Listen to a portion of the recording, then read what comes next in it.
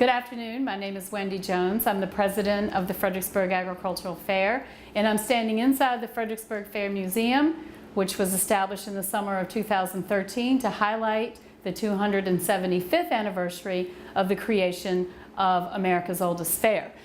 This all started with the act from the Virginia House of Burgess in 1738, which created the Fredericksburg Fair twice a year in June and October, culminating in 6 locations around the Fredericksburg area. This first room is the history room, which traces that, all kinds of interesting things from horse racing to lots of different locations and finding out a little bit about Fredericksburg history and Civil War connections to it. The second room is our Midway Memories room, created by our local artist and board member, John Wayne Edwards, and myself. We designed this room to be the fun room, things that you can do here or things that you could do in years gone past at the fair. Looking around the room, you notice that there's a funhouse mirror and some photos, including one that is from the 60s, 1960s, when the fair parade each year in September would lead people through the city streets to this location, to the fair. And local students in Spotsylvania, Stafford, and James Monroe would get out of school half day early in order to go to the parade and come to the fair.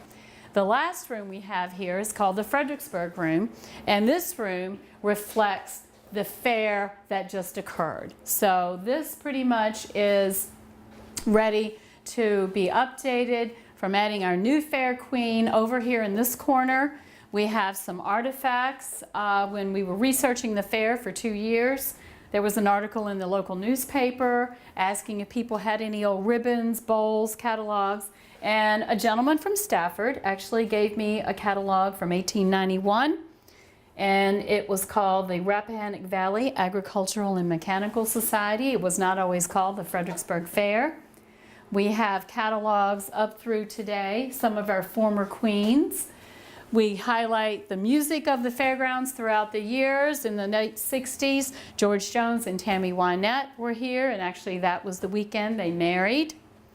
On to some of the highlights of the fair, the homemaking building, the farm equipment, animals.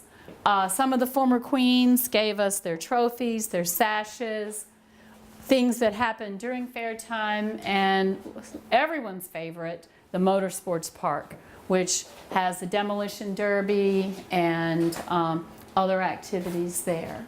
So this room revolves each year. It changes out. Do you want me to push the button?